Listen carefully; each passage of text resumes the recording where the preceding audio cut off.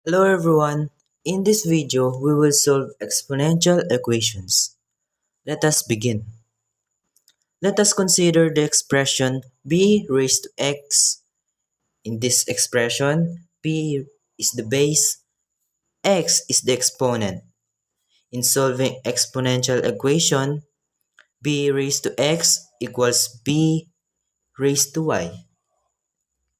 If the base are equal, the exponents are also equal. Let us have some examples. 5 raised to x plus 2 equal 5 cubed. In this example, the base are equal. It means that x plus 2 is equal to 3. To solve for x, let us add negative 2 on both sides of the equation. Since 2 plus negative 2 is equal to 0, then we have x on the left side. On the right side, since 3 plus negative 2 is equal to 1, then the value of x is equal to 1.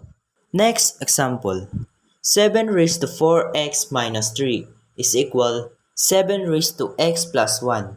Again, in this example, we have the same basis. It means that 4x minus 3 is equal to x plus 1. Let us solve for x.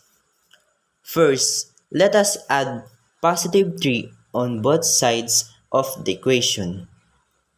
Since negative 3 plus 3 is equal to 0, then we have 4x on the left side. On the right side, we have x plus 4 since 1 plus 3 is equal to 4.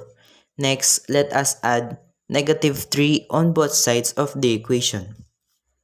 On the left side, 4x plus negative x is equal to 3x. On the right side, x plus negative 3 is equal to 0. 0 plus 4 is equal to 4. To solve for x, let us divide both sides of the equation by 3. 3x divided by 3 is equal to 4 divided by 3.